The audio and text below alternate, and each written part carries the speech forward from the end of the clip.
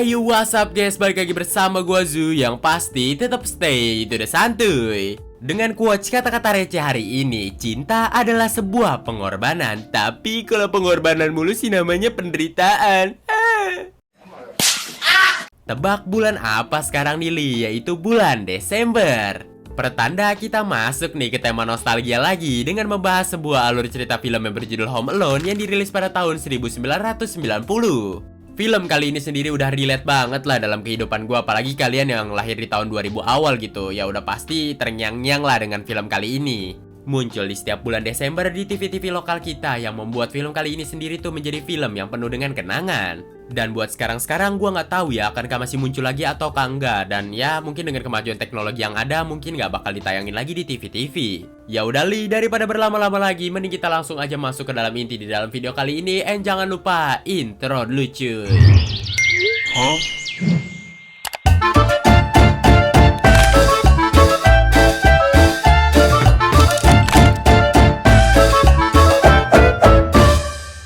Di sebuah rumah, kita pun diperlihatkan satu keluarga yang sangat amat sibuk untuk mempersiapkan liburan mereka di keesokan harinya. Di tengah-tengah kesibukan itu, terdapat satu anak bontot bernama Kevin yang memiliki 4 saudara.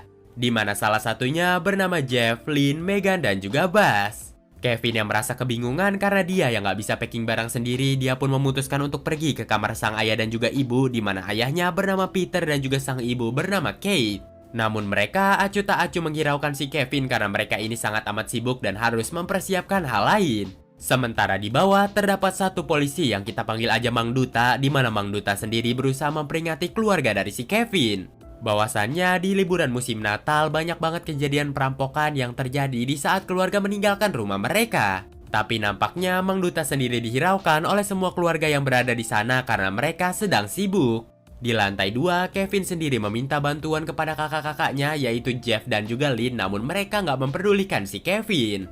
Kevin yang sudah muak dengan apa yang terjadi memutuskan untuk pergi ke kamarnya Buzz, di mana di sana Buzz sendiri sedang berbicara dengan saudara jauh mereka bernama Ruth.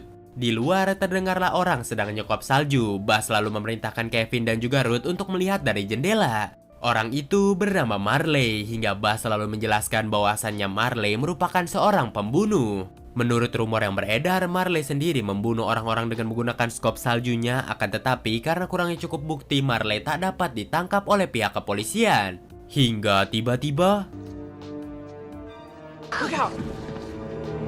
gak lama kemudian pizza yang tiba membuat mereka semua pun kumpul di meja makan. Di sana bukan hanya ada keluarga si Kevin saja, melainkan ada keluarga dari Paman Frank juga. Di mana Paman Frank ternyata memiliki 5 anak juga dong Li, yang dimana salah satunya ada Fuller, Brock, Sodra, Ruth, dan juga Tracy. Makanya gak heran kalau rumahnya si Kevin ini lagi chaos banget. Kevin di sana sedang mencari pesanan dirinya yaitu pizza keju, namun ia tak kunjung menemukan pizza tersebut. Di mana ternyata pizzanya tuh dimakan Buzz. Kevin yang mengetahui akan hal itu pun merasa kesal dan langsung mendorong si Buzz. Akibat hal itu, Buzz pun tanpa sengaja menyenggol gelas susu yang mengakibatkan gelas susu mengenai paspor semua orang. Mereka semua pun panik dan berusaha membersihkan paspor itu dari susu, termasuk juga dengan ayahnya Kevin yang malahan tanpa sengaja membuang paspor Kevin beserta tiket-tiketnya dong.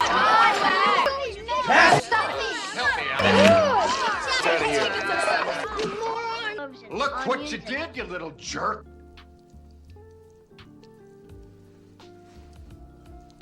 Tentu saja melihat akan hal itu, sang ibu pun langsung dengan cepat membawa Kevin untuk menghukumnya, namun Kevin berdalih bahwasannya ini bukanlah salah dirinya. Buzz mulai duluan. Di pintu, sang ibu pun kaget ketika melihat tukang pizza yang sedang menunggu duitnya dan juga akang Duta yang sedang menunggu informasi. Sang ibu pun langsung menyelesaikan semuanya dengan membayar $122 kepada akang pizza yang menunggu duitnya dan juga memberikan informasi kepada akang Duta bahwasannya mereka akan pergi ke Paris di keesokan harinya untuk merayakan Natal di sana. Mendengar akan hal itu, akang Duta pun berterima kasih lalu pergi meninggalkan rumah tersebut. Setelah itu Kevin pun diantarkan ke lantai 3, di mana di sana ternyata Kevin disuruh tidur di loteng bersama si Fuller yang sedang menginap di rumah mereka. Mendengar akan hal itu, Kevin pun awalnya nggak mau karena Fuller setiap malamnya kalau tidur tuh pasti ngompol dan dia nggak mau kena ompolnya si Fuller. Mendengar akan hal itu, sang ibu pun cuek dan berkata bahwasannya ini hukuman bagi Kevin yang udah mengacaukan makan malam. Kevin langsung merasa marah kepada ibunya karena tidak mendukung dirinya dan bahkan dia selalu disalahkan atas segala hal. Dari situlah Kevin pun berkata bahwasanya dia lebih baik gak punya keluarga dan gak mau melihat keluarganya kembali. I don't want any family. Families, I hope I never see any jerks again. Di kasurnya, Kevin pun berangai alaiknya dia di pagi hari akan bangun tanpa keluarganya dan ia pengen banget keluarganya hilang begitu aja. Lalu gak lama berselang, Kevin pun tertidur.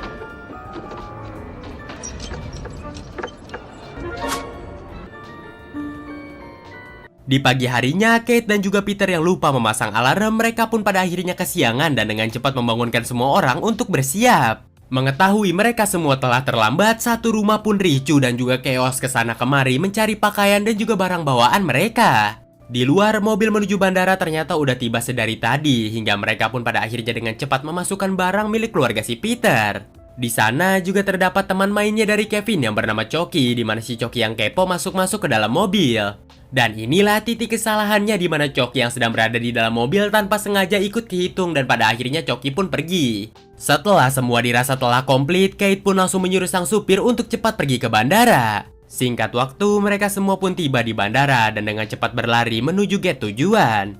Untungnya mereka ini nggak terlambat dan mbak-mbak pramugari bergegas mengambil tiket mereka lalu mereka pun terbang menuju Paris. Lalu di rumah, Kevin yang baru aja terbangun dari tidurnya terkejut ketika melihat semua keluarganya tuh udah nggak ada. Seakan ucapan dia semalam tuh menjadi nyata yang dimana semua orang tuh menghilang. Tentu aja Kevin seperti anak pada umumnya yang awalnya merasa takut tinggal di rumah sendirian mana rumahnya 3 lantai plus basement lagi, namun dia pun keinget akan perkataan keluarganya. Yang semua perkataannya ujung-ujungnya nggak ngenakin ke Kevin dan mengintimidasinya. Dia pun sekarang merasa bangga dan merasa bebas. Dikarenakan gak ada orang tua, pertanda gak ada peraturan, gak ada bas, gak ada yang melarang dirinya untuk masuk ke kamar bas, gak ada yang lain, pertanda dia pemilik rumah ini sepenuhnya. Kevin pun dengan cepat mengambil kesempatan itu untuk makan popcorn dan jungkrak-jungkrakan di atas kasur yang sebelumnya gak dibolehin. Ia pun berlarian ke sana kemari sambil tertawa dan juga masuk ke dalam kamarnya Bas. Dengan cepat Kevin pun membuka kotak privasi yang dirahasiakan oleh Bas, yang dimana ternyata kotak privasi itu berisikan foto pacarnya Bas dan juga majalah Playboy dong. Di sore harinya, waktu Kevin untuk bersantai, di mana dia ini makan marshmallow sambil nonton film. Beralih ke pesawat menuju Paris, kita pun diperlihatkan sang ibu yang seakan melupakan suatu hal gitu. Sang ibu pun berusaha nginget apa sih yang sebenarnya dia lupain, sampai di mana ia pun keinget yang dia lupain adalah Kevin. What else could we be forgetting? Tentu aja mengetahui akan hal itu sang ibu pun syok berat, di mana dia ini seakan merasa gagal menjadi seorang ibu yang dikarenakan Kevin merupakan anak kecil tinggal di rumah 3 lantai plus basement sendirian lagi. Di mana sang ibu berpikiran bahwasannya Kevin sedang takut banget sekarang, yang padahal Kevin ini lagi santai. Di lain sisi, di dalam sebuah mobil terdapat 2 pencuri amatir bernama Harry dan juga Marv. Harry sendiri sebelumnya menyamar menjadi seorang akang polisi yang bernama Duta, di mana dia ini mendapatkan banyak informasi seputar komplek tersebut. Bahwasannya di komplek itu ada 6 keluarga yang berliburan musim Natal secara bersamaan, jadi kalau ditelaah lebih baik ada 6 rumah yang kosong. Harry dan juga Marv akan memulai aksi mereka berdua dimulai dari rumahnya Kevin terlebih dahulu. Namun Kevin yang menyadari ada 2 orang pencuri dari jendela, ia pun berinisiatif menyalakan semua lampu. Tentu aja dengan lampu basement di mana Harry dan juga Marv akan masuk lewat sana. Mereka berdua pun kaget melihat akan hal itu dan langsung mengurungkan untuk merampok rumahnya si Kevin. Mereka pun beralih merampok rumah tetangganya saja. Setelah menyalakan semua lampu, Kevin yang merasa ketakutan ternyata bersembunyi di bawah kasur. Beralih kembali ke keluarganya Kevin, di mana mereka semua ternyata baru aja sampai di bandara Prancis dan langsung berlari menuju loket telepon. Ingat ya Li, ini masih tahun 1990, belum ada telepon dan juga belum ada gadget lainnya. Jadi kalau mau telepon harus pakai loket telepon atau mungkin telepon-telepon lainnya. Di mana sang ibu ternyata menelpon pihak kepolisian untuk mengecek anaknya yang di rumah seorang diri. Setelah kantor polisi mendapatkan informasi itu, beberapa kepolisian pun diutus untuk mengecek rumah tersebut. Di rumahnya, Kevin yang merasa capek bersembunyi terus, ia pun pada akhirnya keluar dan juga berkata bahwasannya dia tidak takut dengan siapapun. Namun Kevin pun merasa kaget ketika melihat Marley yang ternyata berada di depan dia sambil membawa skop saljunya. Tentu aja Kevin yang udah mendengar cerita Bas sebelumnya pun panik dan langsung masuk ke dalam rumah dan bersembunyi kembali di kasurnya. Mana nggak lama kemudian ada pihak kepolisian yang datang ke rumah itu untuk mengecek rumah tersebut. Kevin yang masih ketakutan embung untuk membukakan pintu. Pihak kepolisian pun mengira bahwasannya telepon sebelumnya merupakan telepon iseng. Sementara ayah dari Kevin sendiri sedang berusaha mencari tiket kembali ke Chicago, namun ternyata nggak ada tiket sama sekali, melainkan tiket sold out. Ada lagi 2 hari kemudian, mendengarkan hal itu sang ibu pun seakan merasa pasrah, namun staf mengatakan kenapa nggak ibu tunggu aja di sini. Bisa jadi ada beberapa orang yang membatalkan penerbangan dan kamu bisa mendapatkan kursi dari penumpang tersebut. Mendengarkan hal itu, sang ibu pun setuju dan dia pun nunggu di bandara seorang diri, sementara yang lain tuh nunggu di hotel. Di pagi harinya, Kevin yang baru saja selesai mandi, dia ini dengan cepat langsung berdandan. Di sana Kevin yang hendak mau gosok gigi, ternyata dia tidak menemukan gosok giginya dan berniat akan membeli gosok gigi tersebut. Akan tetapi, Kevin sendiri menyadari dia nggak memiliki uang. Kevin pun lalu masuk ke kamarnya Bas dan melihat sebuah kaleng tabungan milik Bas. Dengan cepat, ia pun mengambil kaleng tabungan itu, namun tanpa sengaja hal itu sendiri menghancurkan kamar milik Bas. Beralih kepada Harry dan juga Marv, di mana mereka ini ternyata sedang merampok rumah tetangganya dari Kevin dan melibas segala hal. Tiba-tiba pesan suara pun masuk dari telepon rumah itu, yang ternyata telepon itu sendiri berasal dari Peter, yaitu ayahnya si Kevin. Peter sendiri menyampaikan kepada tetangganya bahwasannya mereka sedang berada di Paris sekarang, di mana pesan suara itu pun pada akhirnya menghilang. Tentu saja mendengarkan hal itu, Harry dan juga Marv pun berniat untuk merampok rumahnya si Kevin di malam harinya. Di toko swalayan Zoo Industry, kita ini diperlihatkan Kevin yang sedang belanja sikat gigi, namun dia pun dikejutkan dengan kemunculan Marley kembali. Tentu aja Kevin yang merasa takut langsung lari dari toko swalayan Zoo Industry itu sambil membawa sikat giginya. Akang toko yang melihat akan hal itu pun meneriaki maling hingga salah satu polisi yang menotis langsung mengejar si Kevin, namun dengan cerdiknya Kevin dapat melumpuhkan polisi tersebut. Di perjalanan pulang itulah Kevin pun hampir aja tertabrak oleh Harry dan juga Marv. Harry lalu memperingati si Kevin untuk jalan hati-hati. Bukannya menjawab, Kevin ini malahan terdiam sambil mengingat bukannya tetangga mereka pergi ke California ya untuk merayakan Natal. Dengan cerdiknya, Kevin pun menyimpulkan bahwasannya mereka berdua ini merupakan perampok yang waktu itu ingin merampok rumahnya. Dengan cepat, Kevin pun langsung pergi dari sana tanpa sepatah dua kata pun, yang dimana dengan curiga, Harry dan juga Marv pun mengikutinya dari belakang. Tentu aja Kevin yang menyadari dirinya diikutin, dia pun pada akhirnya lari bukan untuk ke rumahnya, melainkan pergi ke gereja. Di malam harinya, Harry dan juga Marv akan melaksanakan aksi mereka dengan merampok rumahnya si Kevin. Akan tetapi, mereka berdua ini malahan terkejut ketika melihat rumah itu sedang ada party. Yang ternyata tentu aja itu merupakan ulah si cerdik Kevin yang menggunakan manekin di rumahnya untuk menakut-nakuti para perampok. Di luar nggak mau ngambil resiko lebih lanjut, Harry dan juga Marv memutuskan untuk pergi dari tempat tersebut. Di dalam hotel, Bas ini masih ngedumel nggak jelas yang dikarenakan mereka setibanya di Paris ini harusnya jalan-jalan bukan mikirin si Kevin. Berbeda dengan Megan yang masih mengkhawatirkan akankah keadaan Kevin baik-baik saja ataukah tidak karena Kevin ini masihlah kecil. Di rumahnya nggak lama berselang tukang pizza pun datang untuk mengantarkan pesanan, namun di request pesanannya harus ditaruh di pintu belakang. Setelah menaruh pizza di sana dan juga mengambil uangnya, si tukang pizza ini masih kekeh nungguin di tempat tersebut karena dia nungguin tips. Kevin yang kesal pun pada akhirnya menjahili akang pizza tersebut dengan memainkan durasi film yang ia suka sampai terjadilah sebuah percakapan pembunuhan. Tentu saja akang pizza yang takut langsung melarikan diri dari tempat tersebut. Cheapskate. Hey, before I pump your guts full of lead.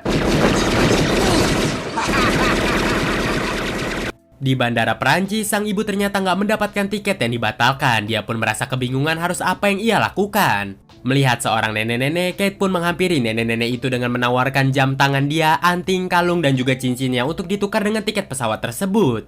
Mendengarkan tawaran yang menggiurkan itu, sang nenek pun pada akhirnya membujuk suaminya untuk membatalkan tiket dan satu tiketnya diberikan kepada Kate. Dan ya, benar aja Kate pun mendapatkan tiket itu menuju Chicago. Di malam harinya, Kevin yang tak bisa tidur memutuskan untuk menarik semua ucapannya kembali terhadap keluarganya. Bahwasannya Kevin sekarang benar-benar merindukan keluarganya, apalagi sang ibu, dia sangat merindukannya. Di saat itulah Kevin pun memohon di hari Natal nanti semoga semua orang kembali.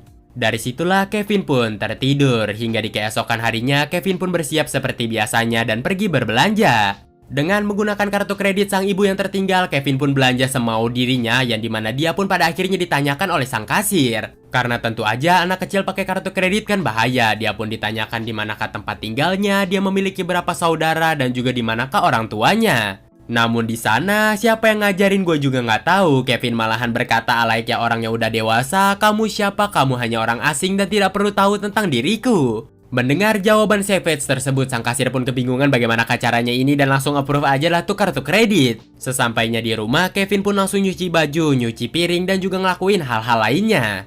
Dan dari kejauhan, Harry dan juga Marv baru aja memarkirkan mobilnya dan melakukan pengintaian ke rumahnya si Kevin. Setelah berjam-jam melakukan pemantauan, gak ada yang keluar maupun masuk ke rumah tersebut yang membuat mereka ini semakin curiga. Harry dengan cepat menyuruh Marv untuk masuk lewat pintu belakang dan mengetahui situasi di rumah tersebut. Dan untungnya hal itu sendiri pas banget di saat Kevin lagi nyuci. Kevin yang menyadari akan hal itu pun langsung dengan cepat memutar film kesukaannya dan memainkan durasinya seakan di rumah itu tuh lagi ada yang pengen baku tembak gitu. Biar semakin abdol, Kevin pun menyalakan petasan yang ia temukan dari kamar bas sebelumnya agar baku tembak terdengar nyata. No good keister off my property. I'm going. One.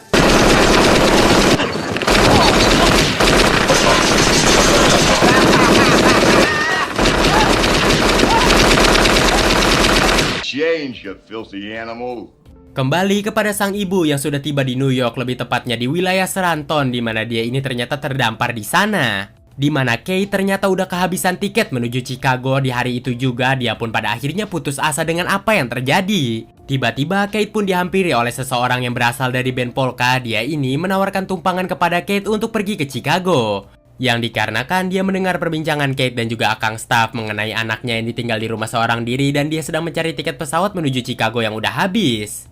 Kebetulan juga mereka ini ingin manggung di Chicago, namun mereka yang kehabisan tiket berniat untuk melalui jalur darat, yaitu dengan menyewa mobil. Jikalau Kate berkenan, Kate bisa ikut bersama mereka. Mendengar akan hal itu, Kate pun merasa senang dan juga berterima kasih kepada orang itu yang bernama Gus. Sementara di luar, kita pun diperlihatkan Harry dan juga Marv yang masih memantau rumah dari si Kevin, dan dia pun mengetahui sebuah fakta bahwasannya di rumah itu cuma ada Kevin seorang. Karena mereka sedari tadi hanya melihat Kevin yang mundar-mandir dari motong pohon dan juga melakukan hal-hal lainnya. Untuk lebih memastikan, Harry dan juga Marv memutuskan untuk mendekati rumah Kevin dan juga memantau secara langsung, dan benar aja mereka nggak menemukan siapapun selain si Kevin. Kevin yang sedang mendekor pohon Natal, ia ini sebenarnya mendengar perbincangan mereka berdua dan pura-pura nggak ngelihat mereka aja. Di saat itulah Harry pun berkata kepada Marv bahwasannya mereka akan kembali datang ke rumahnya si Kevin, lebih tepatnya di jam 9 malam. Di malam harinya, kita pun diperlihatkan Kevin yang menghampiri seseorang yang sedang cosplay menjadi Santa. Dengan polosnya, Kevin pun berkata kepada Santa itu bahwasannya dia sebenarnya ingin menarik semua perkataan buruknya terhadap keluarga dia. Dan ia tuh pengen banget di malam ini semua orang tuh kembali untuk merayakan Natal bersama dirinya. Mendengar akan hal itu, dia yang merupakan cosplay Santa doang ya hanya mengabulkan aja lah impian dari si Kevin. Di perjalanan pulangnya, Kevin pun seakan merasa iri ketika melihat rumah tetangganya yang sedang merayakan Natal bersama keluarga mereka masing-masing. Melihat ada gereja tempat dia bersembunyi waktu itu, Kevin memutuskan untuk masuk ke dalam sana.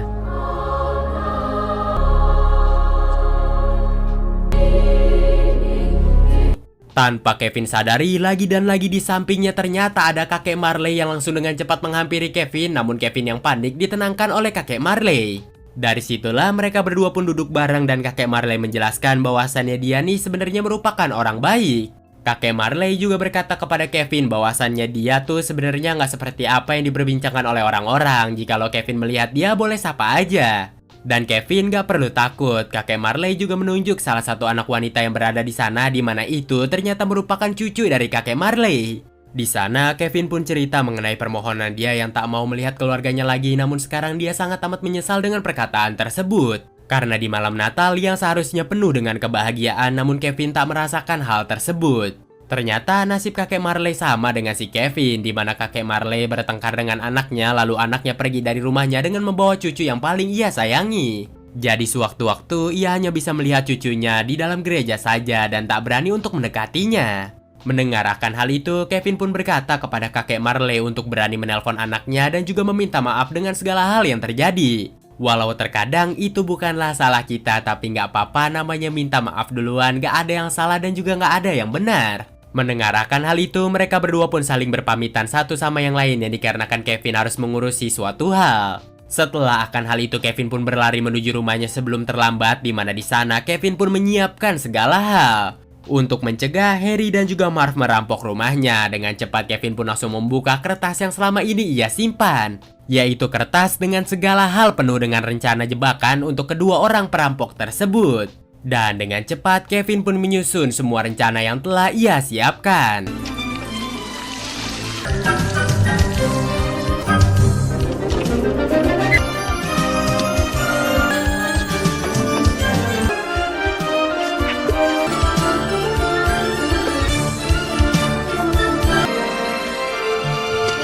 Waktu tepat sekali menunjukkan jam 9 malam, Harry dan juga Marv sudah tiba di rumahnya si Kevin dan akan melancarkan aksinya.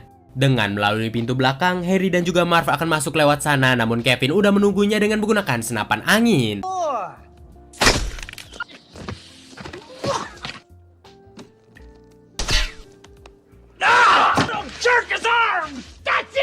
Harry yang merasa kesal langsung bagi rencana dia akan masuk lewat pintu depan sementara Marv akan masuk lewat pintu basement. Mereka harus mengepung anak kecil itu dan akan segera menangkapnya. Akan tetapi tanpa mereka sadari tangga pintu depan dan juga tangga basement tuh udah dikasih cairan pelicin gitu oleh si Kevin. Tentu aja hal itu sendiri membuat mereka berdua berkali-kali terjatuh.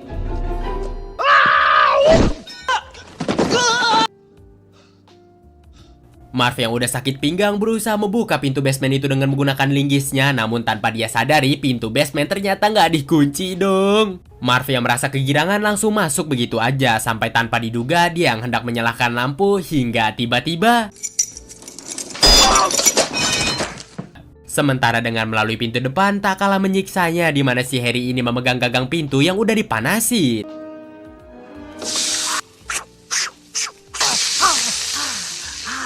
Sementara di basement, Marv harus melepas semua alas kakinya karena semua alas kakinya terkena lem yang udah dilekatkan oleh Kevin di sana. Dia yang nyeker juga tanpa sengaja menginjak paku yang berada di sana dan membuat paku itu pun menembus kakinya. Harry lalu memutuskan untuk mencari jalan lain dengan masuk lewat pintu belakang, namun di sana ternyata udah ada api yang connect jikalau dia buka pintu dan pada akhirnya api itu mengenai kepalanya. Dan ya, Harry pun pada akhirnya bonga alias botak di tengah.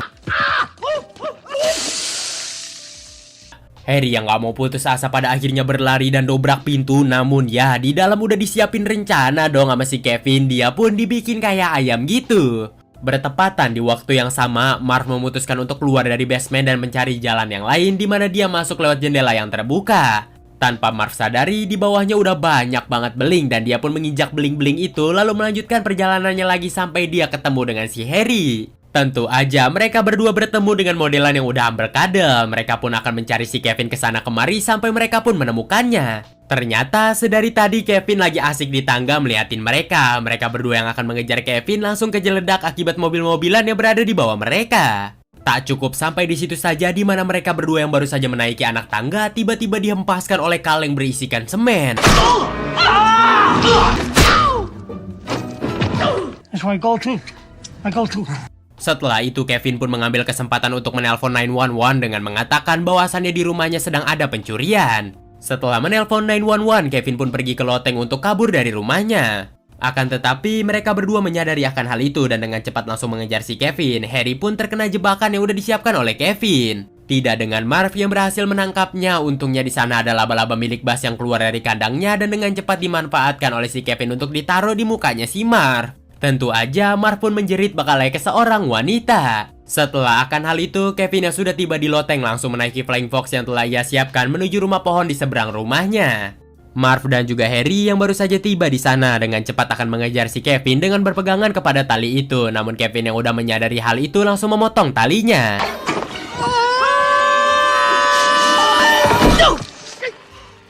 Kevin pun berlari menuju rumah tetangganya di mana di sana dengan cepat mereka berdua pun langsung mengikuti Kevin menuju rumah tetangganya juga. Di sana Harry merasa ada sebuah kejanggalan hingga mereka pun memutuskan untuk mencari jalan lain.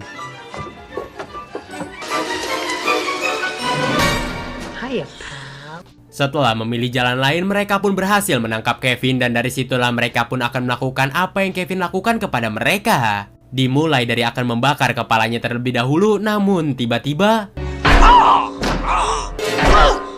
untungnya dengan tepat waktu, kakek Marley berhasil menyelamatkan si Kevin. Dengan memukul Marv dan juga Harry hingga pingsan. Dari situlah mereka berdua pun langsung meninggalkan tempat tersebut. Gak lama kemudian kepolisian pun datang ke TKP dan meringkus mereka berdua. Setelah semua hal yang terjadi di keesokan harinya, Kevin yang baru saja terbangun dari tidurnya menyadari ini merupakan hari Natal.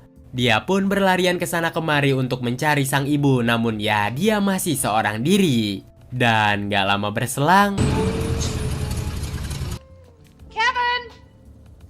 Secara tanpa diduga, sang ibu pun ternyata pulang untuk menemui Kevin, yang dimana hal itu sendiri membuat Kevin pun merasa bahagia. Di saat itulah Kevin pun meminta maaf kepada sang ibu setelah apa yang ia ucapkan waktu itu. Di saat itulah Kevin pun bertanya kepada ibunya di manakah yang lain, namun ibunya berkata bahwasannya sekarang hanya dialah yang berada di sini. Karena yang lain masih ada kendala di Paris. Secara mengejutkan tanpa diduga tiba-tiba